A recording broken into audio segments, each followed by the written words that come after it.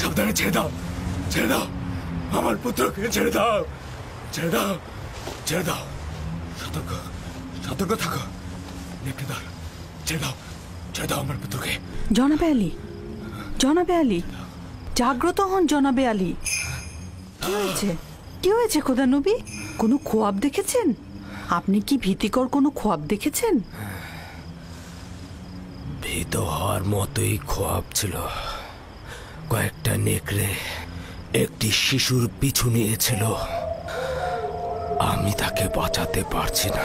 নেকড়েগুলো তাকে ছিন্ন ভিন্ন করে খাবার জন্য ধাওয়া করতে করতে একটা গর্তের মধ্যে ফেলে দিল। ওই শিশুটি কে ছিল? তাকে চিনতে পেরেছেন? দূরে ছিল, তাই ঠিক মতো চিনতে পারিনি।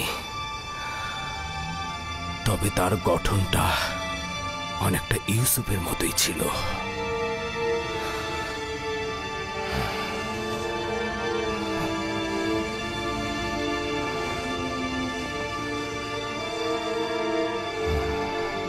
খোদার নবী, এই খোয়াবের ব্যাখ্যা আপনি অবশ্যই জানেন, তা না হলে আপনি এত চিন্তিত হতেন না। বালা মুসিবত ইয়াকুবের খানদানে ওত পেতে আছে।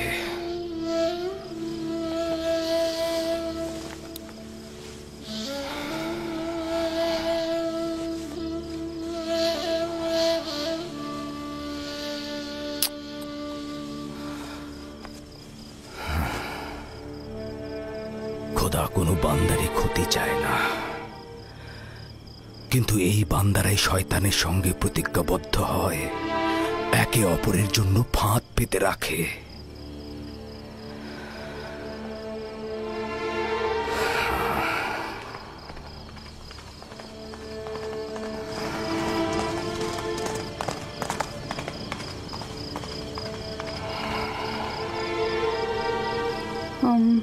জনাবে আলী, খোয়াব দেখলে আসলে শান্ত থাকতে হয়, আপনি একটু বিশ্রাম নিন।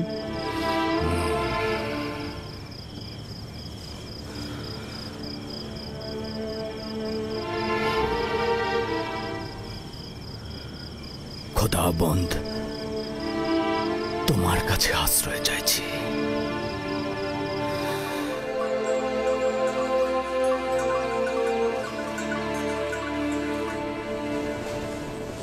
কি আশ্চর্য!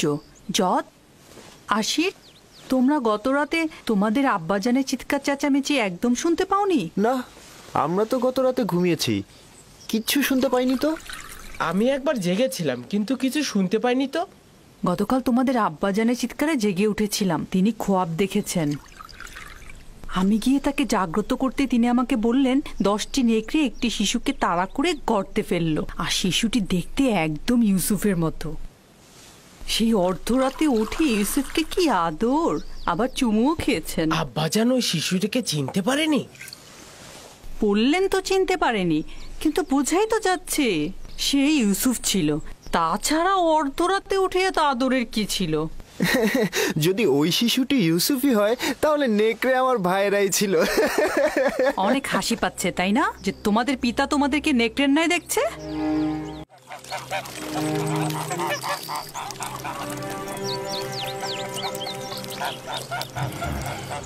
ইয়াকুব বলল সে একটা খোয়াব দেখেছে, 10টি নেকড়ে একটি শিশুকে তাড়া করে গর্তে ফেললো, শিশুটি দেখতে একদম ইউসুফের মতো। এটা তো মন্দ খোয়াব না। তোমার কি হলো বেলহে? ইয়াকুব আমাদের সন্তানদের নেকড়ের ন্যায় দেখেছে, এই খোয়াবকে তুমি ভালো বলছো? যেসব নেকড়ে ইউসুফকে ছিন্ন ভিন্ন করেছে সেসব মন্দ নেকড়ে নয়। হতে পারে বাচ্চারাই এ কাজ করবে, বাচ্চারাই করবে।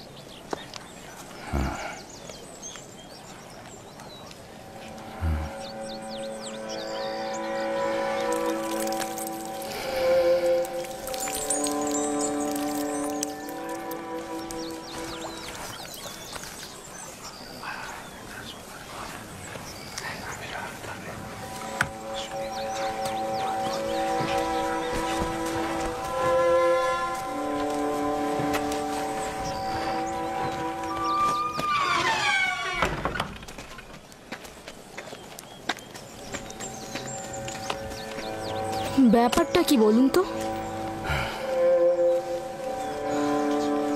ধারণা করছি জানতে পারবো।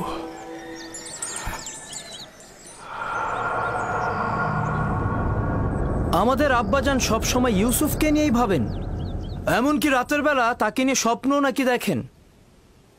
যেখানেই যান তাকে সঙ্গে করে নিয়ে যান, আর ঘুমালেও তাকে সঙ্গে করে নিয়ে ঘুমান। বেহুদা কথা বলো কেন ইয়াহুদা?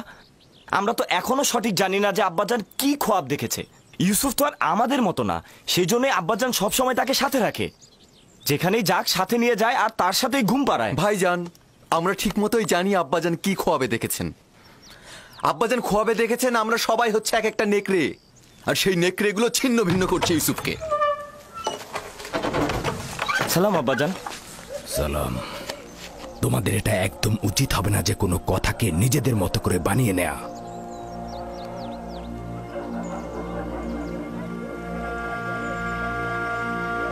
আমাদের আম্মিজান আমাদেরকে বলেছেন আপনি নাকি রাতে আমাদের নেকড়ের ন্যায় খোয়াব দেখেছেন, আর সেই নেকড়েরা ইউসুফকে হামলা করছে। এটা একদম সত্য নয়। আমি গত রাতে একটা খোয়াব দেখেছি, এটা সত্য। খোয়াবে দেখেছি কিছু নেকড়ে একটি বাচ্চা ছেলেকে তাড়িয়ে নিয়ে বেড়াচ্ছে। সেই নেকড়েগুলো না তোমাদের মতো, আর বাচ্চাটি না ইউসুফের মতো। আমি তো কারো চেহারাই দেখিনি। হ্যাঁ, 10টা নেকড়ে মানে বোঝাই যাচ্ছে আমরা 10 জন। আমি তো নেকড়েগুলোর সংখ্যা স্বপ্নে গুনে দেখিনি। তোমরা কোথা থেকে জানলে যে নেকড়ে 10টাই ছিল?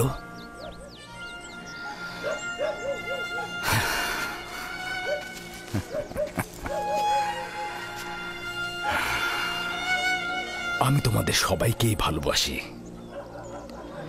তোমাদের কঠোর পরিশ্রমের জন্য উপযুক্ত মর্যাদাও দেই, কৃতজ্ঞতাও জ্ঞাপন করি। কিন্তু ইয়াহুদার মতো একজন পরিপক্ক যুবককে পারবো না আমার জানুর উপরে বসাতে, পারবো না একজন বাচ্চা ছেলের মতো করে আদর করতে।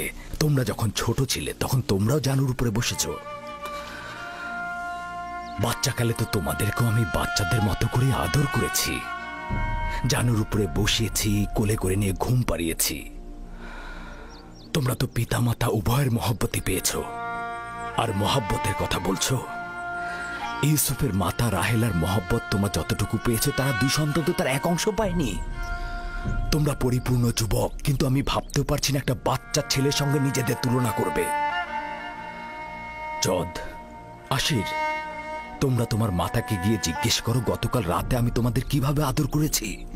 হ্যাঁ, গত রাতে আমি জেগেছিলাম, দেখলাম আমার মাথায় হাত বুলিয়ে দিচ্ছেন আর আমার গায়ের কাঁথাটা টেনে দিলেন। পূর্বেও তোমাদেরকে অনেকবার বলেছি, তোমাদের কথা ও চিন্তার মধ্যে আমি পরশ্রী কাতরতা লক্ষ্য করছি। আর যদি সত্যি করে বলি তবে তোমাদের চিন্তা ভাবনার মধ্যে আমি একজন শয়তানের উপস্থিতি লক্ষ্য করছি। আব্বাজান, আমরা তো ইউসুফের সাথে খেলতে ভালোবাসি, আপনি কেন অনুমতি দেন না? আমি তো কখনোই বাধা দেইনি তোমরা ইউসুফের সাথে খেলবে। ইউসুফ তো তোমাদেরই ভাই, আর তোমরা ইউসুফের সাথে খেললে তো ইউসুফ অনেক খুশি হয়। তাহলে আমরা এখন ইউসুফের সাথে খেলা করতে পারবো? কেন নয়, এখনই যাও।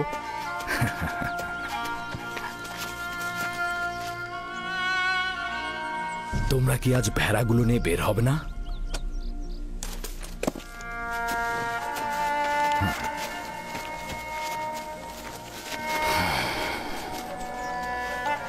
আমাদের ক্ষমা করবেন আব্বাজান।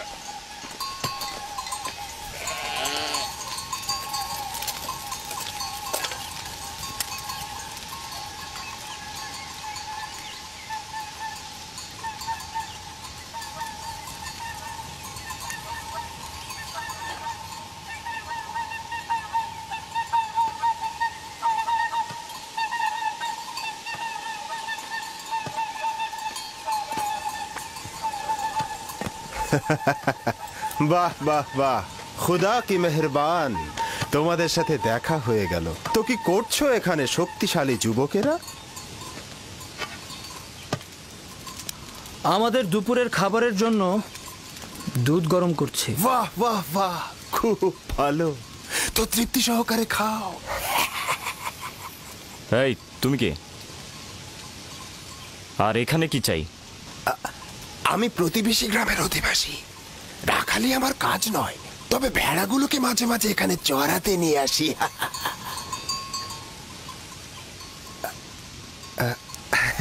তোমাদের আবার কি হলো? মনে হচ্ছে আমার উপস্থিতিতে তোমরা খুশি নও। সেটাই তো স্বাভাবিক। হ্যাঁ, একজন অচেনা আগন্তুককে দেখলে তো খুশি হওয়ার কথা না, কিন্তু হাকিকত হলো আমি তোমাদের জন্যই এখানে এসেছি। তোমাদের দেখার জন্য আমি খুবই পেরেশান হয়েছিলাম। তুমি আমাদেরকে চেনো? ও হ্যাঁ, আশেপাশের সমস্ত অধিবাসীরা ইয়াকুব পয়গম্বরের সন্তানদের সম্পর্কে অবগত। তাহলে তুমি আমাদের দেখে আশ্চর্য হলে কেন? কারণ গত রাতে তোমাদের স্বপ্নে দেখেছি। আমার কথা বিশ্বাস করছো তো নাকি? গত রাতে তোমাদের স্বপ্নে দেখেছি, আর আজ দেখলাম সরাসরি। আশ্চর্য হব না? হ্যাঁ, বাহ, এটা তো খুব ভালো। আমাদের তারিফ করছো দেখি।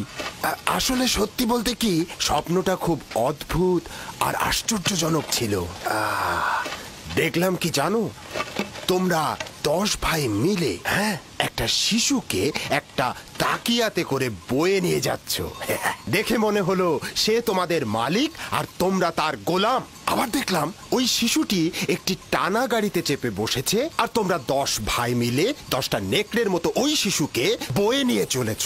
আরো দেখলাম যেটা, ওই শিশু এক সিংহাসনে বসে আছে, আর তোমরা 10 ভাই তার গোলামি করছো, তার রাখালি করছো, তার হয়ে কৃষি কাজ করছো।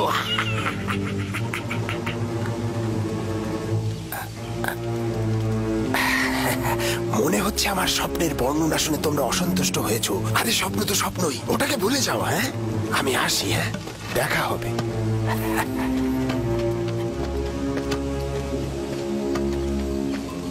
লোকটি কিন্তু রহস্যময়। আর চেহারাটা কেমন দেখেছো?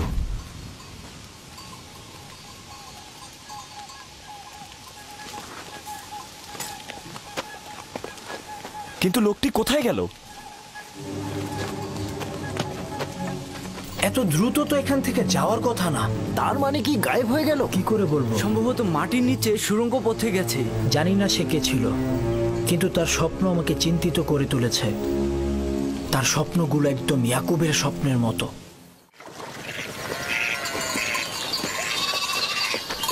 সালাম আব্বাজান। সালাম আব্বাজান। সালাম চাচা।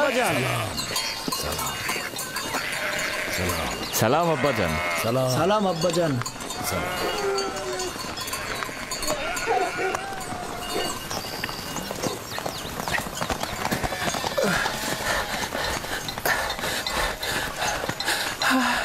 খোদা নবীর উপর দরুদ বর্ষিত হোক। হে সন্তান, তোমার উপরও দরুদ। কি হয়েছে? শুনলাম ঝগড়া করেছো। জি, আপনার সন্তানদের সাথে। কেন? ওনারা আমাদের কৃষি জমি নষ্ট করেছে, ভেড়াগুলোকে ক্ষেতের মধ্যে চালিয়ে দিয়েছে। আমি ওদেরকে নিষেধ করেছিলাম, কিন্তু ওরা আমাকে লাথি মেরেছে।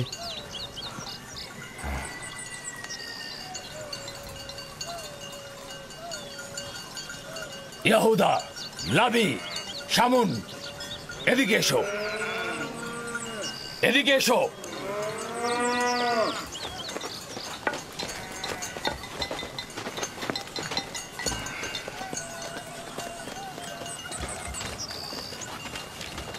তোমরা কেন এই যুবকের কৃষি জমি নষ্ট করেছো? ভেড়াগুলোকে তো আর বাধা দেয়া যায় না আব্বাজান। আর এমন কি হয়েছে? তোমরা ওকে লাথি মেরেছো কেন?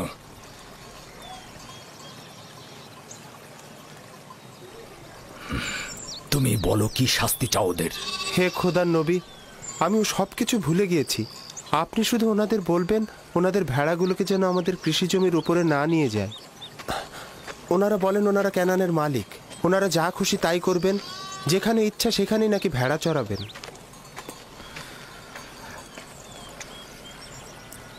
কে তোমাদের হক দিয়েছে যে তোমরা মানুষের কৃষি জমিতে ভেড়া চড়াবে? আর কে তোমাদের বলেছে যে তোমরা ক্যানানের মালিক? পুত্র, আমি তোমার কাছে ক্ষমা চাইছি, আর আমি তোমাকে কথা দিচ্ছি যে আমাদের ভেড়াগুলো আর তোমাদের কৃষি জমি নষ্ট করবে না। আমি তোমাদের ক্ষতির খেসারত দেব। আমরা ভুল করেছি, সেজন্য আমরা ক্ষমা চাচ্ছি আব্বাজান। ক্যানানের এই সকল অধিবাসীরাই ক্যানানের মালিক, আমরা নই। যদি সঠিকভাবে বলতে হয় তবে ক্যানানের আসল মালিক ফিলিস্তিনিগণ। তাহলে আমরা কোথাকার আদিবাসী আব্বাজান? তোমাদের পূর্বপুরুষ আমার দাদাজান ইব্রাহিম খলিলুর রহমান, যার কবর মাকফেলাতে অবস্থিত এখানে নয়। তিনি দজলা ও ফেরাত নদীর দক্ষিণের সুমের ও কাল্লাহর বাসিন্দা, অর্থাৎ তোমাদের জন্মস্থান ফাদ্দানের কাছাকাছি। এর পূর্ব থেকে তো ফিলিস্তিনিগণ এখানে জীবন ধারণ করতেন। এই তরুণের পূর্বপুরুষ ফিলিস্তিনি এবং তারা শত শত বছর ধরে ক্যানানে বসবাস করছেন। তবে সর্বশেষ 100 বছর ধরে আমরা এব্রানি ও ক্যানানি। সে যাই হোক, এখন আমরা সবাই ক্যানানের অধিবাসী বলে পরিগণিত। আমাদের উচিত একে অপরকে ভালোবাসা।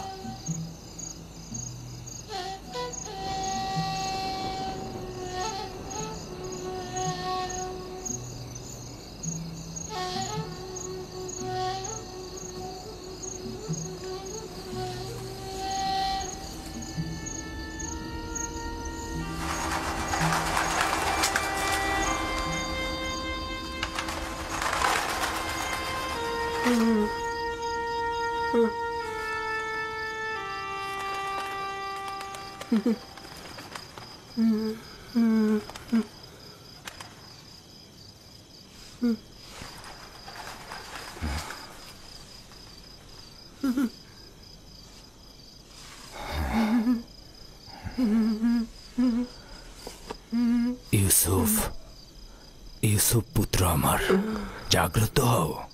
ইউসুফ, ইউসুফ, ইউসুফ। সালাম আব্বাজান। সালাম প্রিয় আব্বাজান।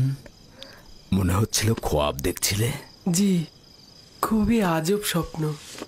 ওই ধরনের স্বপ্ন যেটা বলতে নিষেধ করেছিলেন। আব্বাজানকেও কি নিষেধ করেছি?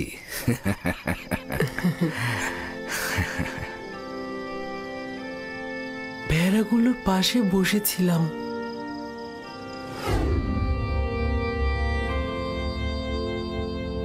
إذ قال يوسف لأبيه يا أبت إني رأيت 11 كوكبا والشمس والقمر رأيتهم لي ساجدين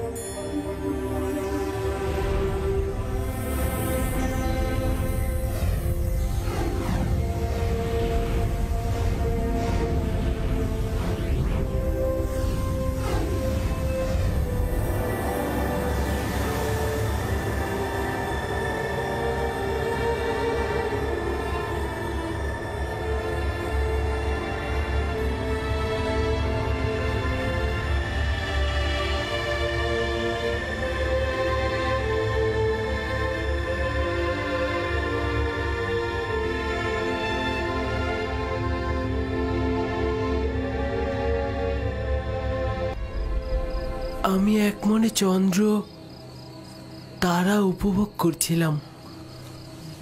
এমন সময় আপনি ডাক দিলেন।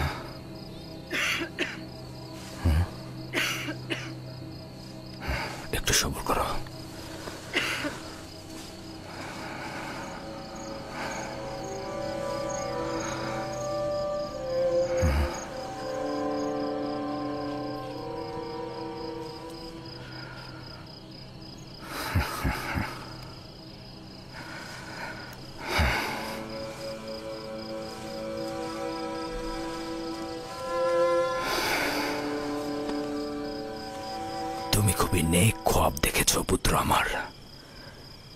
এই রকম খোয়াব কাউকে বলা উচিত নয়, বিশেষত তোমার ভাইদের। নির্বোধগণ যৌবনে দাম্ভিকতায় প্রতিহিংসা পরায়ণ হয়ে উঠবে। তোমার বোন ও মাতাদেরকেও বলবে না, তারা সবার কাছে প্রচার করে বেড়াবে। সূর্যও তোমার মোকাবেলায় নত হবে এবং তোমার পায়ে পড়ে সেজদা দেবে। চন্দ্র ও 11টি তারকাও তোমাকে সেজদা দেবে। একদা তুমি মহান ব্যক্তি হবে। তুমি যেমন উঁচু পদে অধিষ্ঠিত হবে, তেমনি আধ্যাত্মিকতায় সমুন্নত হবে। ওই দিন পিতা মাতা এবং তোমার সকল ভাই তোমার মোকাবেলায় সেজদায় নত হবে। ওই দিন পর্যন্ত দৃঢ়তার সঙ্গে নিজেকে সামলে রাখবে, বিশেষত তোমার ভাইদের কাছ থেকে, কারণ ওরা তোমাকে হিংসে করে এবং তোমার বিরুদ্ধে ষড়যন্ত্রে লিপ্ত হতে পারে। নিজেকে সবসময় সামলিয়ে রাখবে।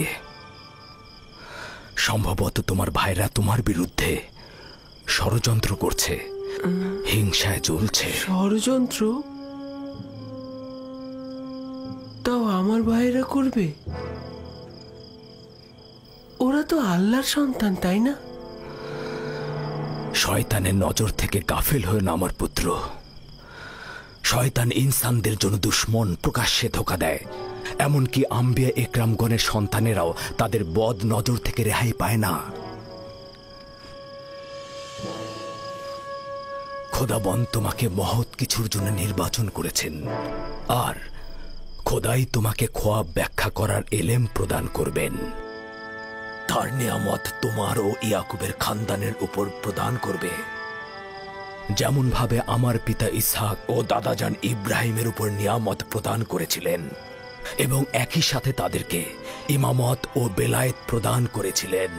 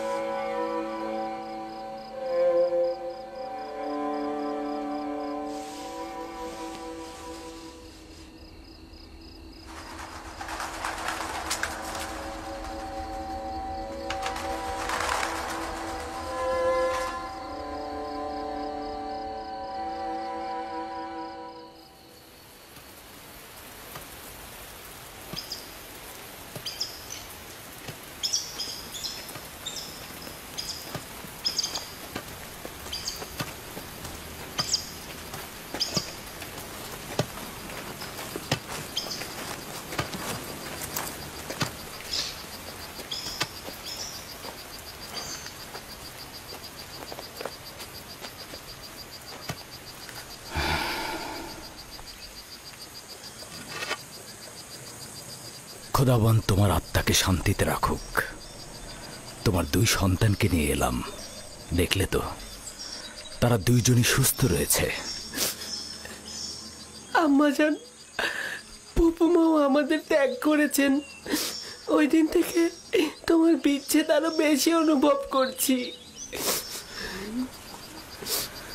বেনিয়ামিন ও ইউসুফের কাছে তোমার শূন্যতা কেউ পূরণ করতে পারবে না।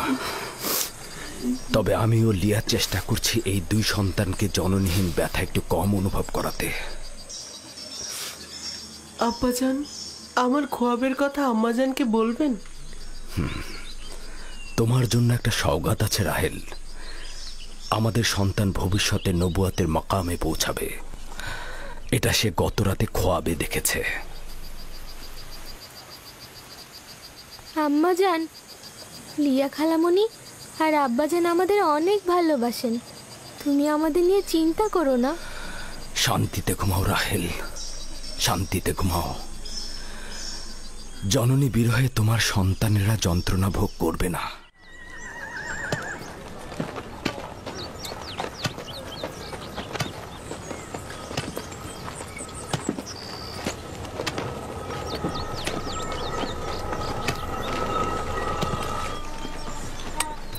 সালাম আব্বাজান। সালাম আমার প্রিয় কন্যা।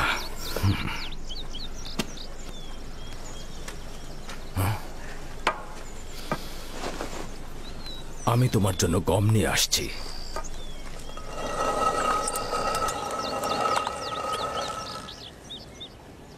আব্বাজান তোমাদের কোথায় নিয়ে গিয়েছিল? আম্মাজান রাহেলের মাজারে জিয়ারতে গিয়েছিলাম।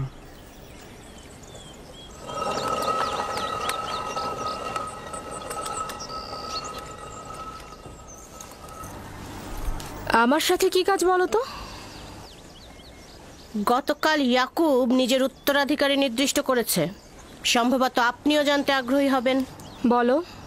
নিশ্চিত থাকুন, আমার আর আপনার সন্তান নয়, ইউসুফ রাহেলের সন্তান। ভনিতা রেখে তোমার আসল কথাটা বলো শুনি। যখন আমি জাগ্রত হলাম তখন ইউসুফকে বলছিল, এই খ্বাবের কথা তোমার ভাইদেরকে বলবে না, তুমি খোদার প্রতিনিধি এবং ইসাক ও ইব্রাহিমের উত্তরাধিকারী। আরো বলেছে তুমি নেতৃত্বে ও শ্রেষ্ঠত্বে তোমার ভাইদের উপরে যাবে এবং তারা সেজদা করবে তোমাকে। নিজে ইউসুফের সামনে জানু পেতে বসলো আর তাকে আদর করে চুমু দিয়ে ঘুম পাড়িয়ে দিল। এবার বলুন কি বলবেন?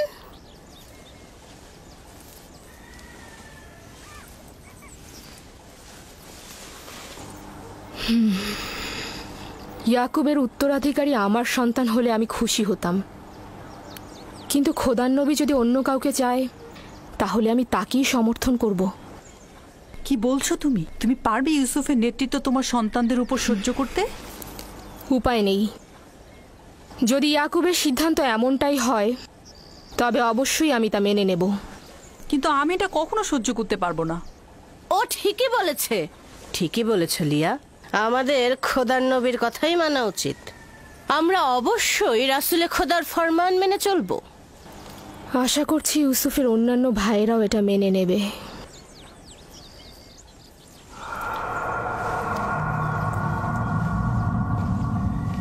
তুমি এত বোকা কেন? সবকিছু লিয়াকে বলার কি আছে? ওকে বললে বিপদ আরো বাড়বে। আমাদের উচিত সন্তানদের সাথে সলা পরামর্শ করা।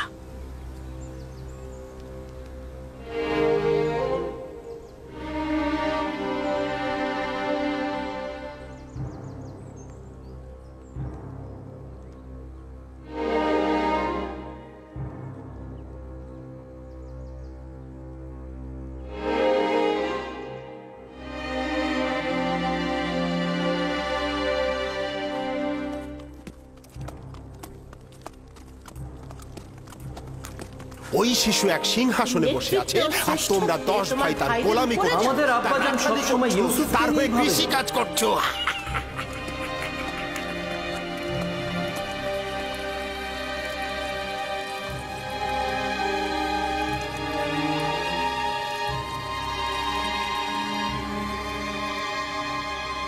ইউসুফ খ্বাব দেখেছে তোমাদের নেতা হবার। কিছু বুঝলে? এটা আর এমন কি? এটা ইউসুফকে জিজ্ঞেস করলেই হয়।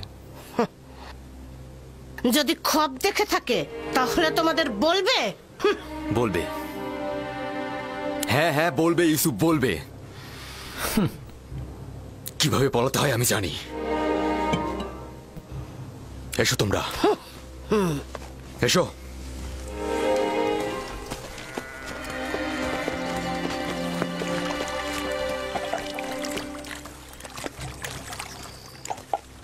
ইয়াহুদা, সবুর করো।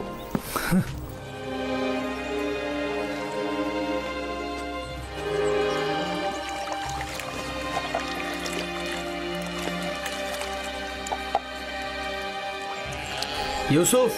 জি ভাইজান।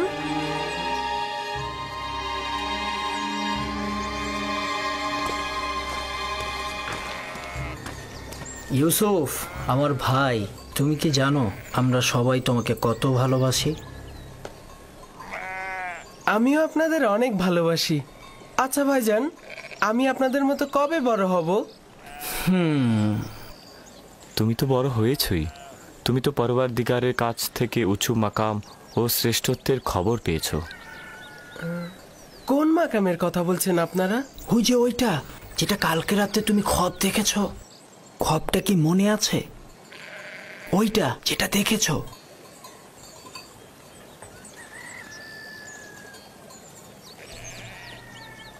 আমরা যখন জানতে পারলাম যে তুমি খোয়াব দেখেছো, যে তুমি উচ্চ মাকামে পৌঁছবে, আমরা কিন্তু খুশি হয়েছি। আব্বাজান কি আপনাদের স্বপ্নের কথা বলেছে? আমি আব্বাজানকে ছাড়া কাউকে বলিনি। না, আব্বাজান বলেনি, আমি নিজেই শুনেছিলাম। অর্ধরাতে উঠানে এসেছিলাম, তখনই শুনেছি আব্বাজান তোমাকে বলছে যে তুমি কাউকে বলো না যে তুমি ভবিষ্যতে উঁচু মাকামে পৌঁছাবে। তোমার খোয়াবটা আমাদের শোনাবে? আসলে আব্বাজান তো কাউকে বলতে নিষেধ করেছে, আর সেটা তো আপনারা শুনেছেনই। তাতে কি হয়েছে? তোমার ভাইরা তো তোমার আনন্দে শরিক হতে চাচ্ছে। আমি জানি আপনারা আমাকে অনেক ভালোবাসেন, খোয়াবের কথা বললেও কোনো সমস্যা নেই, কিন্তু আব্বাজানের ফরমান আমি অমান্য করতে পারবো না। আমি দুঃখিত। আমি আব্বাজানকে অবশ্যই বলবো তোমরা ইউসুফকে মারার চেষ্টা করেছো। থামো আমার বোন দিনহে, ইউসুফকে মারার আমাদের কোনো ইচ্ছে নেই। আমরা তো আসলে ইউসুফকে অনেক বেশি ভালোবাসি।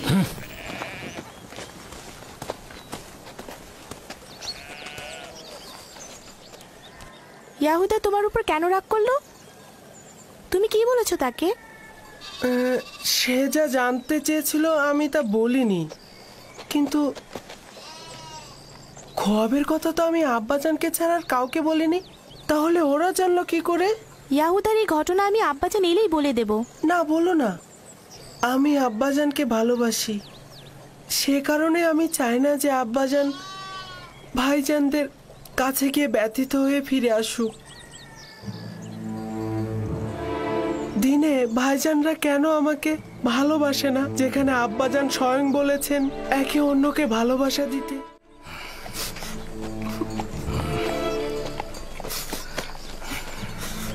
এদিকে এসো, দেখো আমি গম এনেছি। সালাম আব্বাজান। সালাম। সালাম সালাম।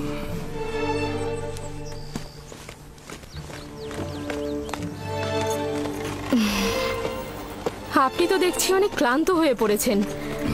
বেলহে জাতাকল প্রস্তুত করো, গম ভাঙাতে হবে, রুটি তৈরি করতে হবে। তো এই বছরের প্রথম ধাপের গম খড় ও দানা কষ্ট করে আলাদা করা হয়েছে। এসো পুত্র আমার।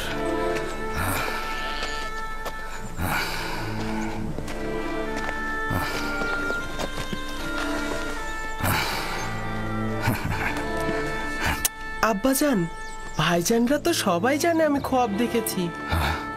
কোথা থেকে জানলো? জানি না তো, তারা আমার কাছে খোয়াব সম্পর্কে জানতে চাইলো। আমি যখন বলিনি, তারা আমার উপর চড়াও হয়েছে। বেলহে,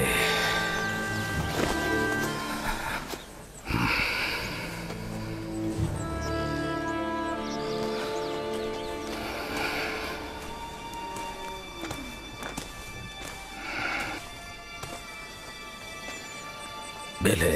জি আল্লাহর নবী। এখন পর্যন্ত তুমি যা কিছু করেছো আমি শুধু মুখ বুজে সহ্য করেছি। আমি নীরবে থেকেছি যাতে তুমি নিজেকে গুটিয়ে নাও, কিন্তু তুমি পণ করেছো যে ভাই ভাইয়ের মধ্যে অশান্তি সৃষ্টি না করে তুমি শান্ত হবে না। দেখুন খোদার নবী, আমি এগুলোর কিছুই জানি না। আমি মিথ্যে বলছি না। আমি গত রাতে তোমার ঘরের পাশে অবস্থান করছিলাম, যেখানে ইউসুফ ঘুমিয়েছিল। স্বপ্নের ব্যাখ্যা নিয়ে সেখানে কথা হয়েছিল। এটা আমি ও ইউসুফ ছাড়া তো অন্য কারো একেবারে জানার কথা নয়। এবার তুমি আমাকে বলো, তুমি ছাড়া তো এই খোয়াবের ব্যাখ্যা আর কারো শোনার কথা নয়। আমি কসম খাচ্ছি, আমি আসলে। মিথ্যে বলছো তুমি, মিথ্যে বলছো। গত রাতে যখন তোমার ঘরে শব্দ হয়েছিল তখন আমি তোমার ঘরে প্রবেশ করেছিলাম। তোমার সন্তানেরা ঘুমিয়েছিল কিন্তু তুমি জেগেছিলে। আমি কখনো শোনা কথা কান দেইনি, কিন্তু তারাই সঠিক ছিল। তুমি জুলফাকে সবসময় কূটবুদ্ধি দিয়ে প্ররোচিত করো। তুমি ইয়াহুদা আর তার ভাইদের ইউসুফের বিরুদ্ধে লেলিয়ে দিয়েছো। তুমি তোমার নিজের ছেলেকে ইউসুফ বিদ্বেষী করে গড়ে তুলেছো, কিন্তু আমি তাতেও চুপ থেকেছি। যদি একবার এই ভুলের পুনরাবৃত্তি করো, তাহলে আমি আমার নিজের ছেলেদের রেখে তোমাকে তোমার নিজ এলাকা ফাঁদদানে ফেরত পাঠিয়ে দেব। বুঝতে পেরেছো? না না না না, খোদার নবীর কাছে আমি অঙ্গীকার করছি এই ভুল আমি দ্বিতীয়বার আর করব না। আপনার কাছে আমি ক্ষমা চাচ্ছি। আমি আপনার কানিজ, আপনি ছাড়া দুনিয়ায় আমার কেউ নেই। আমাকে ক্ষমা করে দিন। এমন ভুল আমি আর কখনোই করব না। আমাকে ফাদ্দানে পাঠাবেন না, আমাকে এখানেই দাফন করবেন।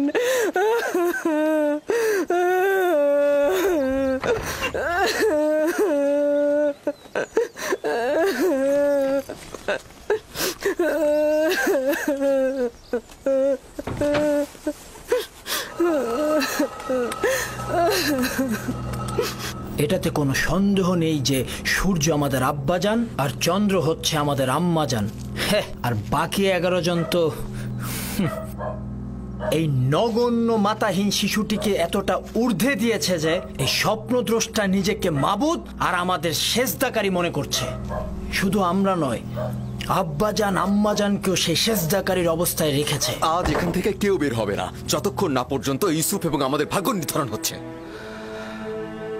আমি আমার সকল সন্তানকে অনেক বেশি ভালোবাসি, কিন্তু ইউসুফের প্রতি বিশেষ আগ্রহ খোদাবন্দের ইউসুফের প্রতি বিশেষ অনুগ্রহের কারণে।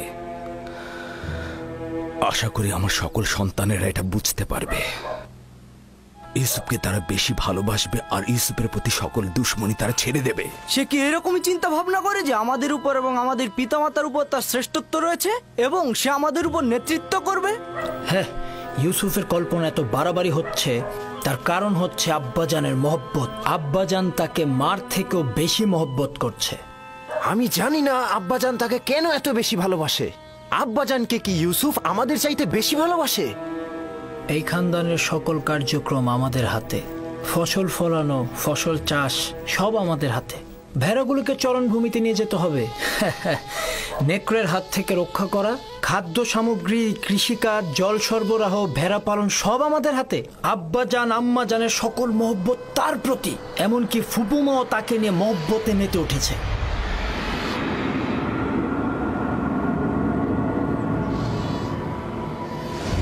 এই দুর্বল আর মূল্যহীন শিশুটির জন্য নিজেদের চোখের জল পরিষ্কার করাও দুর্বলতার লক্ষণ। সে নিজের শ্রেষ্ঠত্ব আর নেতৃত্বের মোহে আমাদেরকে তার স্বপ্নের মধ্যে সযত্নে লালন করছে। আমি আব্বাজানকে পরিষ্কারভাবে গোমরাইত দেখতে পাচ্ছি। সকল ভুলগুলো তার এলাকার, কিন্তু আমি নীরব থাকবো না। রাহেলের সন্তানের নেতৃত্ব আমি মানব না। আমরাও মানব না, কিন্তু তুমি কি করতে চাচ্ছ এখন? হ্যাঁ, সম্ভবত তুমি বলবে ধৃষ্টতা, কিন্তু আমি বলবো যে ইউসুফকে হত্যা করা হোক।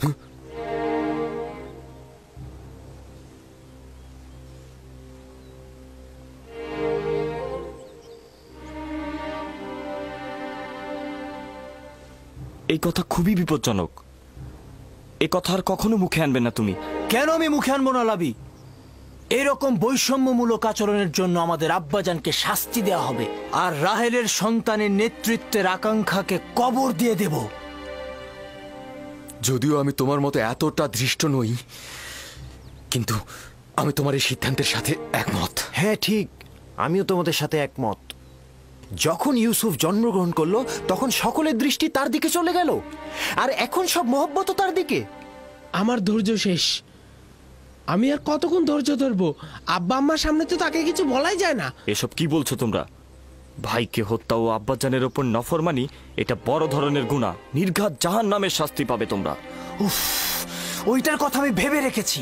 হত্যার পরে ভালো করে তওবা করে নেব, আর বেশি বেশি করে খোদাবান্দাকে স্মরণ করব, তার কাছে ক্ষমা চাইবো। তিনি ক্ষমার প্রতীক, আর তিনি ক্ষমাও করবেন। যেমন করে সকল গুনাহগারী চিন্তা করে গুনায় লিপ্ত হব, গুনাহ করব, আর তওবা করলে গুনাহ ক্ষমা হয়ে যাবে। এটা ছাড়া আমাদের আর কোনো পথ নেই। ইউসুফের মৃত্যুর পর আমরা আব্বাজানের কাছে কান্নাকাটি করে ক্ষমা চাইবো, তিনি আমাদের ক্ষমা করে দিবেন। যদি খোদাবান তওবা করার পথটি কঠিন করে দেয়, তবে গুনাহকারীর জন্য তওবা করাটা সহজ নয়। আর যদি তওবার তৌফিক না পাই, তবে কিয়ামত পর্যন্ত আমরা সবাই গুনাহগারী থাকব। আর এটা ভবিষ্যৎ প্রজন্মের জন্য লজ্জাজনক হবে যে আমরা পয়গম্বরের সন্তান হয়ে ভাইয়ের রক্তে সিক্ত হয়েছি। আমিও লাবির কথাই একমত পোষণ করছি, কিন্তু আমার কথা হচ্ছে লাভি কি ইয়াহুদার চেয়েও ভালো পথ বের করতে পারবে যাতে হত্যার প্রয়োজন হবে না? সব সময় নিজেকে দূরে রেখে বিরত থাকার খেলাটা না খেলে যদি পারো সমাধানের পথ বের করো। আমাদের আসল সমস্যা তো ইউসুফের প্রতি আব্বাজানের অতিরিক্ত মহব্বত, তাই না? হ্যাঁ ঠিক তাই। এখন বলো তাহলে কি করলে সমাধান মিলবে, বলো। যদি তাই হয় তবে এমন কাজ করো যেন ইউসুফের প্রতি আব্বাজানের মনোযোগটা একদমই কমে যায়। আর এইভাবে কিছুদিন চলতে থাকলে ইউসুফকে আব্বাজান এমনিতেই ভুলে যাবে আর তার দৃষ্টি এসে পড়বে আমাদের উপর। এটা সম্ভব নাকি? আব্বাজান তো সবসময় তাকে চোখে চোখে রাখে।